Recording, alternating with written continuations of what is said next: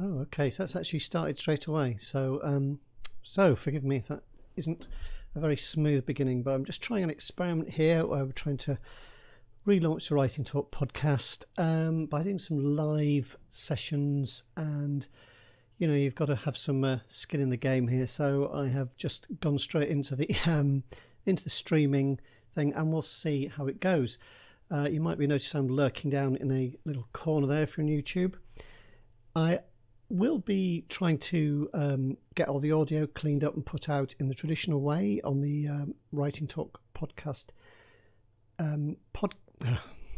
The Writing Talk podcast, actual podcast, the audio podcast.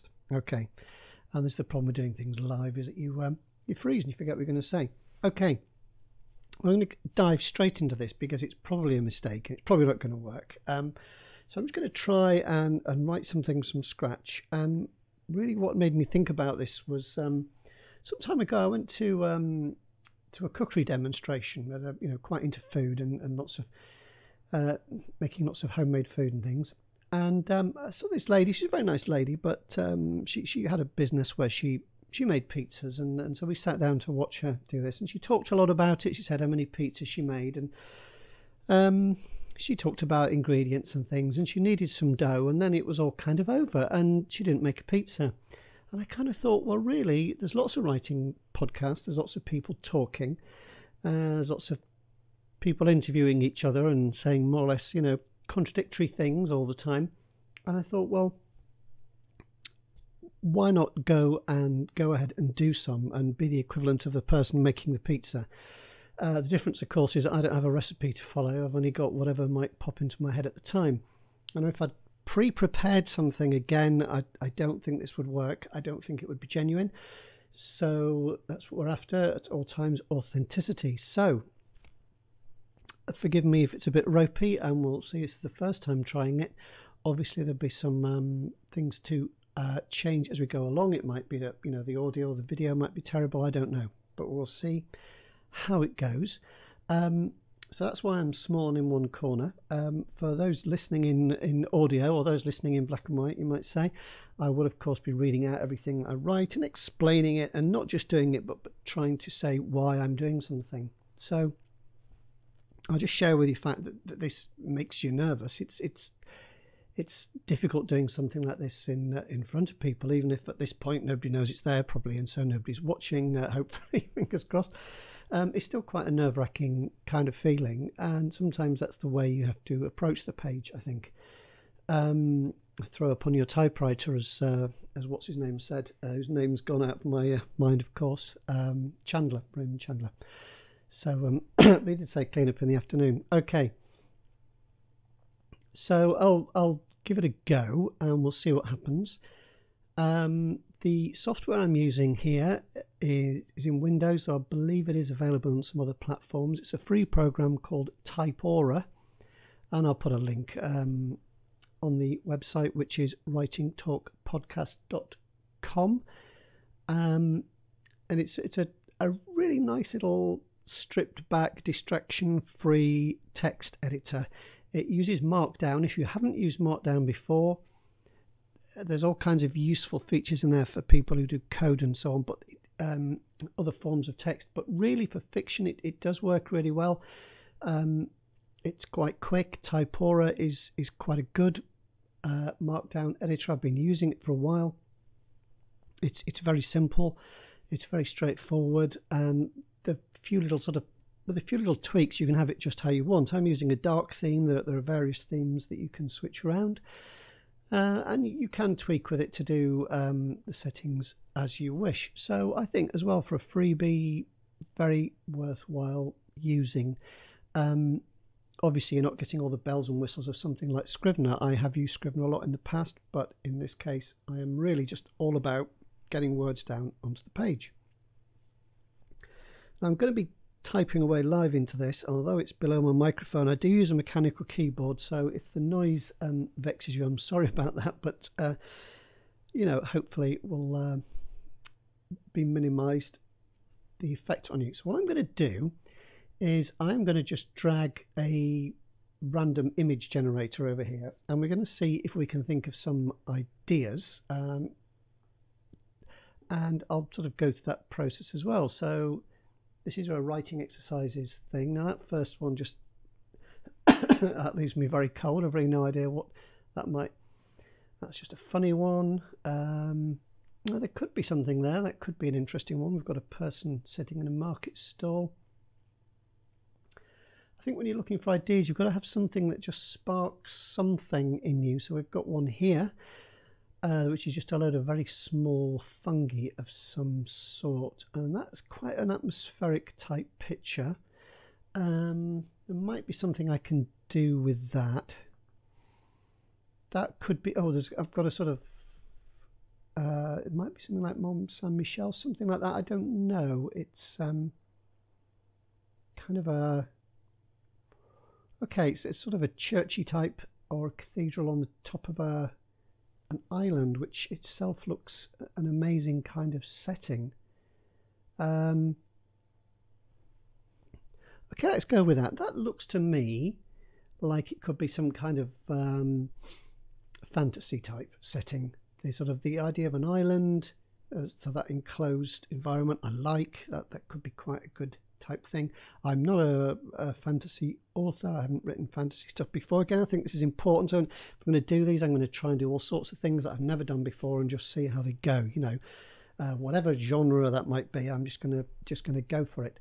I know people say write what you know, but we all know something about a bit of everything. We're all share human experience. So I think we'll try and bring that in. So I've got kind of an islandy thing. Vibe, I've got a churchy kind of vibe. Could be a historical thing, could be a modern thriller. Let's go with a sort of fantasy vibey thing for this. Okay, so I'll move that out of the way. And one thing you can do when you're writing in Markdown is you can use I believe we got a hash mark, and you put one of them and a space, and then type your heading, and that will be a level 1 heading. So that's quite good for chapters and so on. Now, obviously, this isn't going to be a novel. Each exercise that I do will be individual. I think if I was to try and link them together, then we would be in a whole different ball game of me trying to sort of write a novel live or even a short story live. Could be a rather sort of bit of a ponderous undertaking and be rather repetitious. So I'll put in chapter 1 just to sort of get me into it. Let's start with a character doing something. That's always good. We'll try and get straight into action. We don't want any of those sort of shoe leather scenes. We don't want any exposition. We want to go straight into something. And in the first draft, people often start with a bit of exposition, which is later removed. That's okay, but I don't have time for that. We're going to go straight into something. I would kind of encourage you to think in terms of scenes. People often sort of get very bogged down with word count. How many words should be in a chapter? How many words should this be? What's a novella? How many words should I aim for? Does this genre have different expectations? And it's a bit of a red herring, really. People play with all kinds of form all over the place, and word count is not the thing in their mind. What they are getting over is a scene. So try and think in terms of scene. If we can visualize a scene, each scene will have something that takes us into it, some kind of development in the middle, and something that takes us out of it at the end. And how we deal with that ending could be different depending on the effect we're trying to create. But we shall worry about that in a bit. Let's to start off with just think, how can we get into the scene? So imagining somebody on an island. Let's have a character. I said I was going to try and go for a fantasy type feel. I've immediately given myself something really hard to do, and my brain is absolutely freezing. But once we get started, we'll be okay. Now, we can always change the names later. And of course, fantasy people often have really strange names, don't they? And actually, a lot of people start off fantasy and sci-fi with info dumps, actually, which is where people start explaining everything, and such had been a, apprentice to whatever for so many long years and blah, blah, blah. We get all the background of his village and his father and his mother and everything just kind of explained. And that's a bit of a fatal flaw. So let's not have that. So when I'm doing this, what I'm trying to get over in my head now is that immediately I'm doing this live, I start to think, well, I have to have it right. And that's quite a crippling thing to do in any kind of draft, is to think, well, I must have it right, because then you don't start, or you fuss over the starting of it so badly that you mess it up, you bodge up the whole thing. So I'm going to have to try and get over that now and say to myself, it doesn't matter if this isn't any good. In fact, I don't expect it to be any good. And things that I say, you might think, well, that man's a fool. Obviously I wouldn't do it like that. He's thinking about it all wrong, and that's great.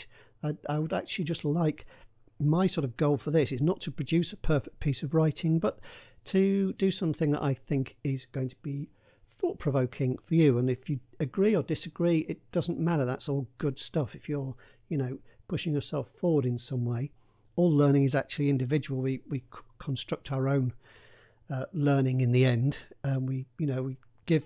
We take things in, we reject them, we build on what we already know, we expand it. Sometimes we throw our ideas aside and move forward. That's how we learn things. So that's the teacher in me coming out, I'm afraid. So, okay, so let's just start off with some kind of name.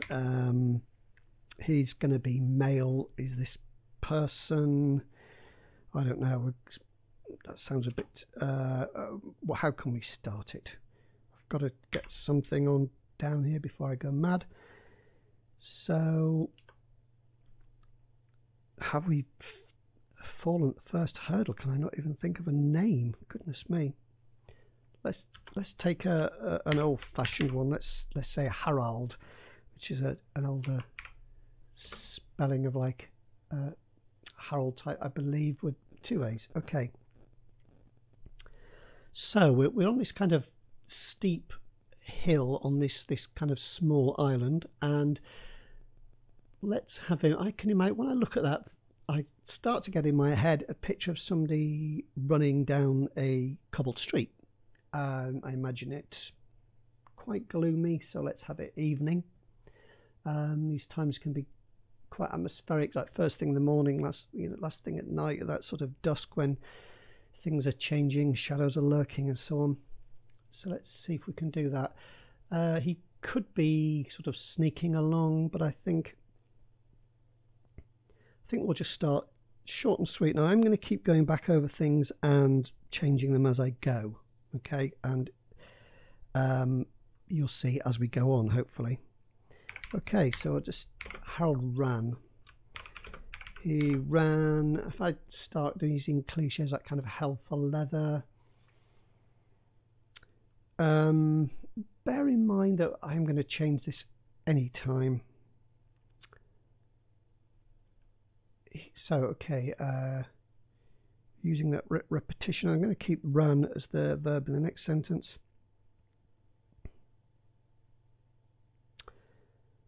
Oh, goodness me. Harder than I thought this would be, actually. The best thing to do is you get some, on a first draft, you get some kind of phrase in your head, and I'm being reluctant to put things down, and normally I just power forward and I'd put it down thinking I'm going to change that in a minute. So the phrase that came into my head was he ran hell for leather, and I'll just put it in, and I don't think that's going to stay there for very long. He dashed downhill. What's he got on? Hobnail boots. Skittering. Would it be? I don't want to. The idea I've got in my head is actually sets, which are like cobbles, but cobbles are from a river. They're rounded. Sets are the square ones you get, or sort of rectangular ones. So he dashed downhill, his hobnail boots, skittering, I can't even read now, skittering over the, I think I'm going to have them damp, over the damp granite sets of, I'm going to have to make a street name. In this part of the world, a lot of streets, like main streets, are called Fore Street, F-O-R-E. I don't know why. Somewhere in the southwest of England, there must be some reason for it. Okay. So I've got Harold ran, and as a first sentence, short and sweet, and people are starting to think, why is he running? So we've got creating questions in the mind of the reader is always a nice thing to have. He ran hell for leather. A little bit of repetition, but expanding on it slightly. I'm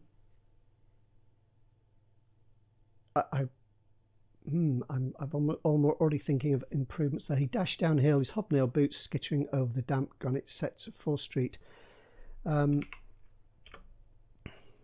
Okay. And I just want to take... I'll try repeating again. He ran as though all the demons. He ran as though all the demons from the... I'm going to have some kind of... In fantasy, everybody's got their own kind of mythology, haven't they? So, you know, so what would their world be called? The demons from the... I can't say just dark, that's going to be dull. All the... I might just leave it as all the demons.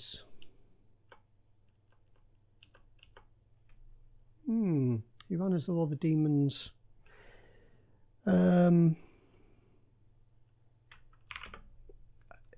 What I'm going to do is I'm just going to put, you know, an XYZ there because it's holding us up. Now, obviously, people who are writing fantasy tend to do quite a bit of world building, and whether they do it before or as they go, up to them. But I haven't had time to do that because I didn't even know what genre I was going to think about. So he ran as all the demons of XYZ. I'm not were-nipping, so let's get it more active. Nipped at his heels with he ran as though all the demons of whatever nipped at his heels with they're going to have some sort of talons, aren't they, with their curled claws. This bit of alliteration. And perhaps you're screaming in your head, no, don't put that.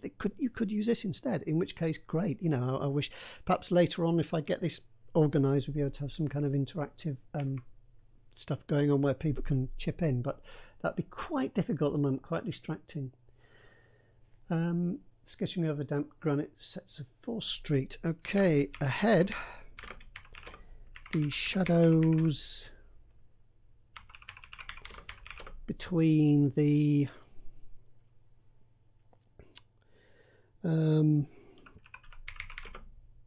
shadows between the crooked. Not sure about crooked. The shadows, not between, shadows beneath. So in old streets you get those overhanging buildings, don't you? Those half timbered buildings. The shadows beneath the crooked.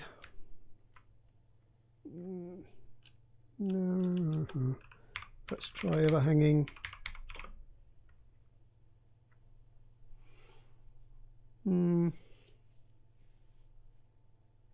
Let's try and bring in a location, because specific is always better than vague.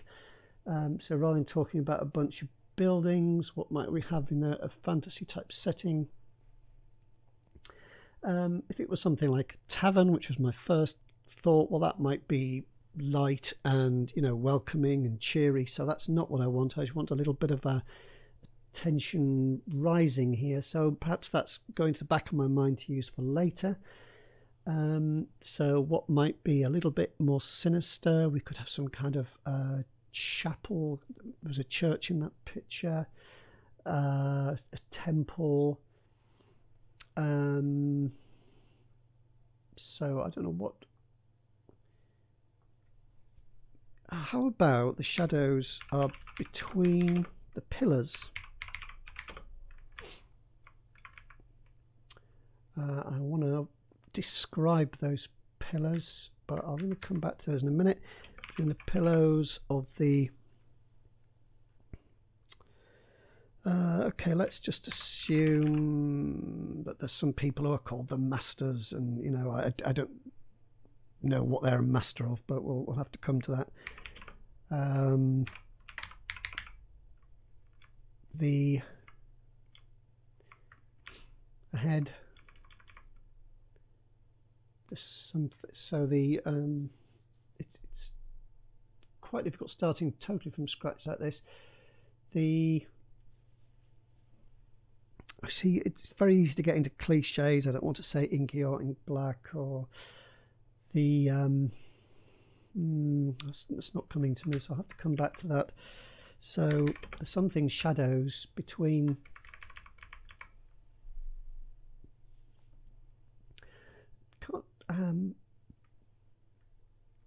the pillars. What are these pillars? I'm going to go back with crooked just for the moment. There needs to be something. So I don't know, let's just put dragon between the crooked pillars of the Dragon Master's Temple.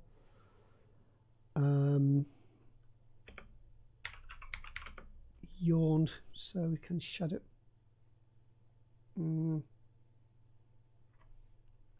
Okay, as he's running forward, you know how things can seem to move. I try not to use the word seemed. I'm putting it in for now, but it's probably going to go in a minute. I often put it in and then take it out again because it's stronger without it, but we'll have a look. So ahead, the something shadows. I don't know why that word isn't coming to me. I just put gloomy for now, but it's not right. It's okay sometimes to put something you know is not good enough just to stop it from freezing up your brain for the rest of the time. The gloomy shadows between the crooked... No, I see it's too many adjectives. Take it out. The shadows between the crooked pillars of the Dragon Master's Temple. So it seemed is going straight out. Shifted and stirred. Okay, because, you know, perhaps we've got some flickering lights going on.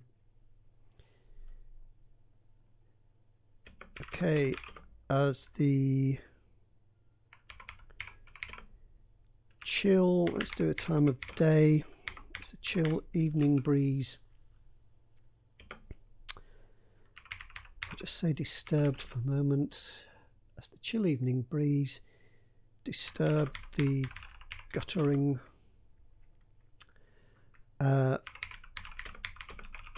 flames. Now, I don't know, because I don't write fantasy, I'm really struggling with some of the more recognisable tropes and words that tend to be, not tropes, sorry, words that tend to be used for things, and it's just sort of trying not to hit a bum note really with it.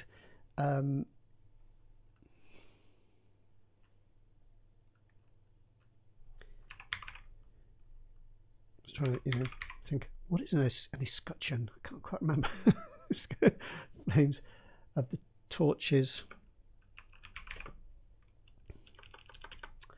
The guttering flames. I'm not sure I like guttering. Disturbed the guttering.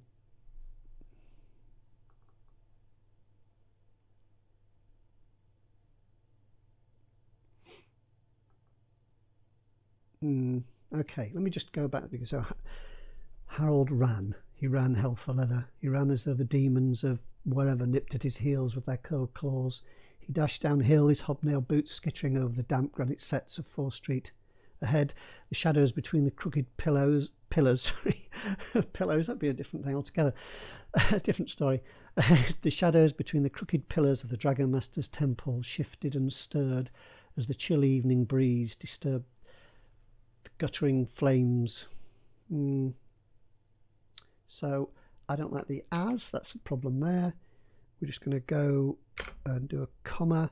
We're sort of straying slightly into comma splice territory here, but I don't think we are. I think this is acceptable. We'll see how it goes. Ahead, the shadows between the crooked pillars of the Dragon Master's temple shifted and stirred. Oh no, we're not, so we're going to go into there. The torches. Oh, maybe it's pillars. Okay, so these pillars is. So the shadows. This is better. So the shadows are within this kind of entrance. Now, what would you call that? It's not going to be a porch type thing, is it? No, see, I don't know if I can do an entranceway, passage. Okay, I'm going to have to leave it. I'll come back to that. Shifted and stirred the torches. I just don't like the idea of torches being stuck on a pillar. You see, that's what's bothering me. It doesn't feel right. Torches would be set kind of onto a wall, wouldn't they? Or they could even be more some kind of light within a glass type thing, like a street light, but with a different light. We'd have to decide all this. You have to decide, in your world building, what kind of level of technology you're going to have. It could be that they have magical lights up there. You'd have to decide all that and then stick to it and be consistent. But for the moment, I'm going to stick with these dratted torches that are really bothering me. So the torches set into the wall. The torches set into the wall. I don't really like just saying flickering.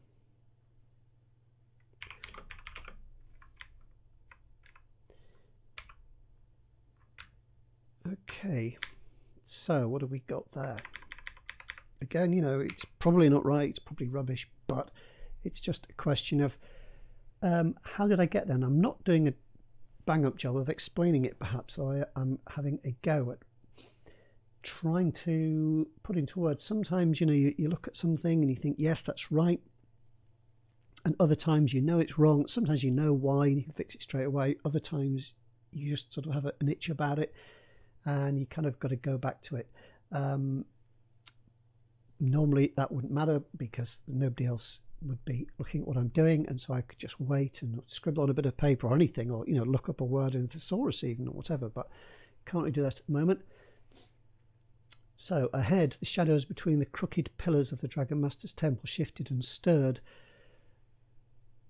The torches set into the wall above the great wooden door, flickering in the chill evening breeze. So as an opening sort of few little sentences, let's see if it works.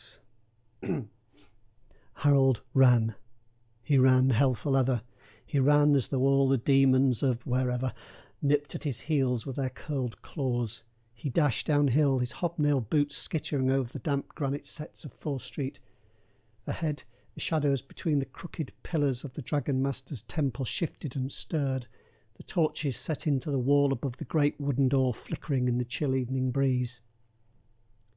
It's not dreadful, I'm sure it's not perfect by any stretch of the imagination. And looking at it another day, I would have a totally different take on it and rewrite it quite a lot, probably. But considering I didn't even know that it was going to be in this kind of genre, and I haven't written in that genre before, I think I'd be setting up some expectations there in the mind of the reader of what kind of book they were, what kind of setting they were looking at. I've thrown in some little clues like hobnail boots, the granite sets. I've mentioned dragons and a temple. We've got flickering torches. We've got the fact that it's evening. And I've only really written, I can see I've written 73 words. So I think in 73 words I've set up quite a lot. And there's no exposition. There's no info dump there particularly. I hopefully made people wonder why he's running. I've not really given away anything about his age yet. I think that would have to be decided fairly quickly, and you'd have to get that in really as a matter of urgency. And I'm not even sure how long that has taken. I'll go on a little bit further, and we'll see if you can bear with me. I know it was quite a slow start. I think I've not done too bad a job with that so far, but I would then want something to be happening. Now, let's give an idea in our reader's mind that the Dragon Master's Temple is something to be feared, perhaps. So let's have him react to that rather than telling them that he doesn't like it, which is something I see people doing quite a lot. They say he'd never liked that place or whatever, and I don't want to do that. I don't like that. I don't particularly like reading books that use that kind of style. So I try to keep everything very much in the moment. So what is our chap going to do? So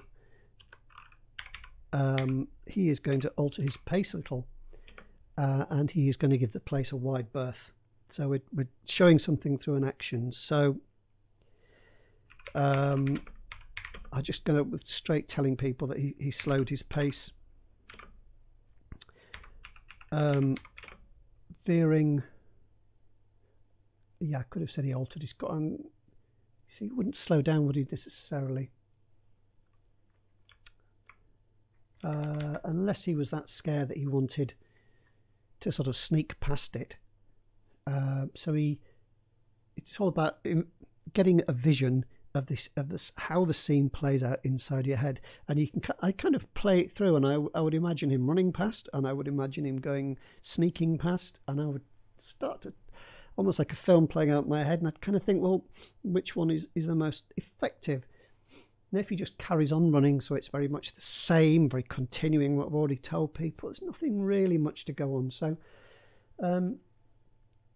I'd say let's have him try and sneak past it a bit, because it's almost like there's something in there that he doesn't want to disturb. Okay, so Harold slowed his pace, veering across to. Do you veer across? No, you just veer. You can just veer, don't you? Veering to the. And I often do this. I often think, well, is that word really necessary? Is it stronger without it? Can we just take it out? So he doesn't need to veer across. He can just veer. Veering to the far side of the street.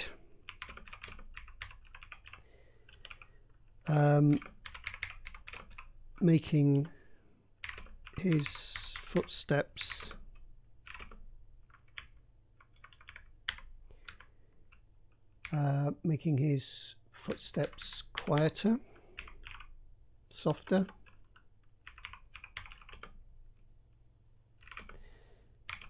I'm making his footsteps softer as he moved, all the while keeping one eye on the. If I just say temple door, it's a bit repetitious because I mentioned the door. So you can just keep an eye on the temple. His gaze, flicking across the. Now we're going to have windows. Do they have glass in this world? I'm just going to say darkened windows.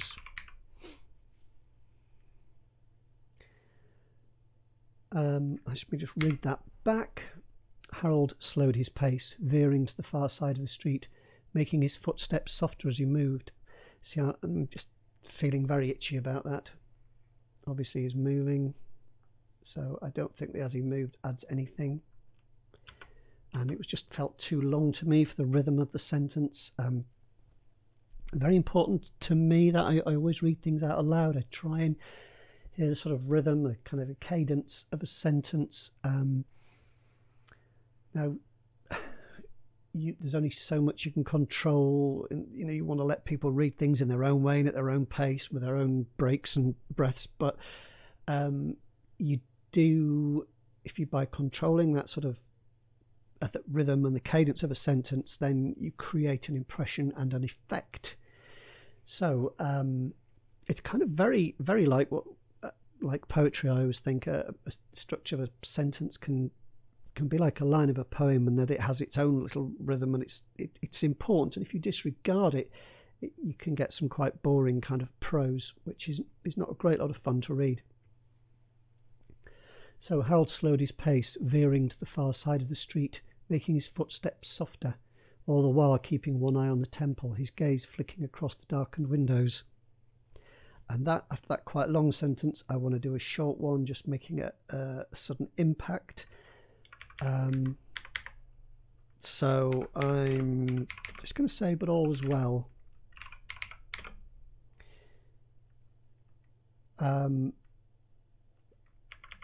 I'm going to do a semicolon. I'm going to make some little point about that. I know it's making the sentence a bit longer, but I just want to have another little sort of phrase there, which is letting us know that things aren't always okay when you walk past there. Something is sometimes to be feared. What is to be feared? So we could have somebody watching. We could have like an actual dragon there or something. We could have a guard. We could have a sentry. We could have a mystical thing or a magical thing. There could be flickers of magic around. Perhaps they're just not there. Perhaps they're all busy doing something. So it's the evenings. What are they all doing? They could all be at their prayer session. They could all be having a meal, or supping down at the tavern. What are they doing? So there was, but all was well. Perhaps there's normally somebody guarding it. Okay. How about a creature? So some kind of creature is normally guarding it, and perhaps it's been taken, taken in, or it hadn't. It's only evening, so the creature that guards it at night has not been put out yet. Okay. I might just call them dogs or hounds. Slightly more evocative word than dogs. The hounds had not yet been, I can't just say released. Makes me think of a release the hounds line that somebody did in an episode of The Simpsons. So it kind of the hounds had not yet been tethered at their posts or at their station. Had not yet been.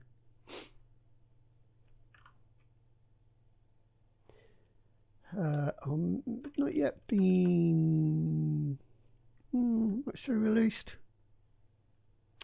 The hounds had not yet been stationed. It's good to try and always try and get the most precise and most specific word for the situation that you can. Try not to use lazier words. The first words that come to mind are often okay for your very first draft, but then you need to replace those with something more specific. Those have not yet been. I'm just going to say tethered, because that's something like oldie worldy about the idea of tethered. But I'm going to say at their posts, and I don't need to say necessarily that they're beside the door, because I think he's looking at the. It's a little bit misleading, because unfortunately the last thing I talked about were the windows, and then I started talking about the hounds. It might make people think, hang on, what are these hounds doing at the windows?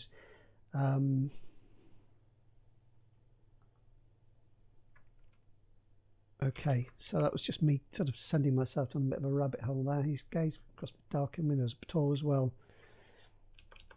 I'm going to do a full stop there instead.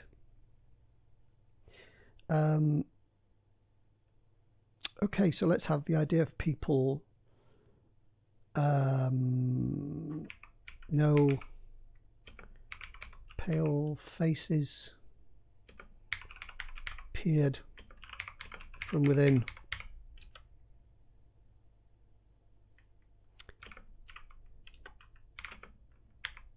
Okay, so that takes me back to the window. So it might seem I'm being very pernickety, but I think that kind of thing has to be right.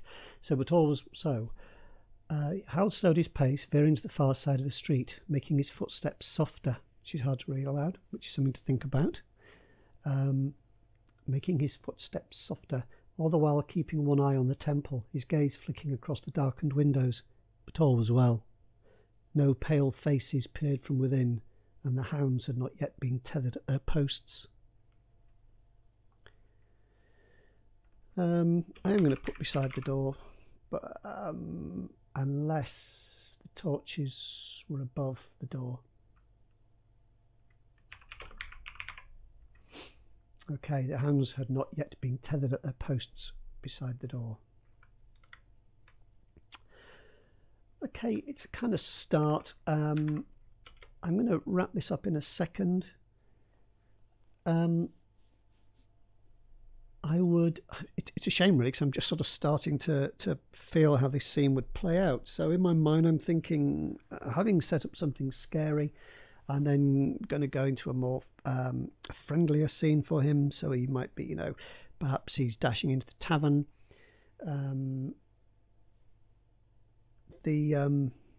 So he gets past. So let's just press on slightly longer. So how do we know he's relieved? So let out. So Hal let out a I don't know, I just want to say a sigh. I don't know, a sigh of relief seems a bit cliched. I'm going to say let out steadying.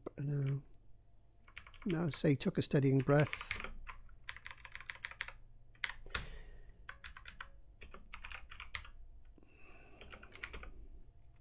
Maybe he can go faster now as he.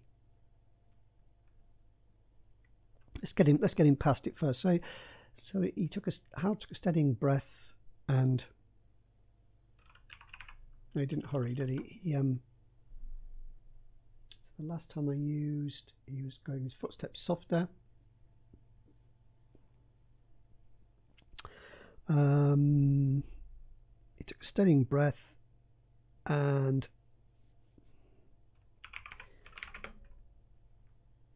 forced himself. I'm just putting keep walking. Don't want to say a pace.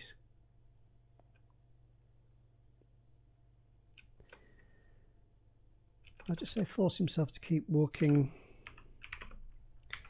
his eyes on the welcoming lights of the tavern.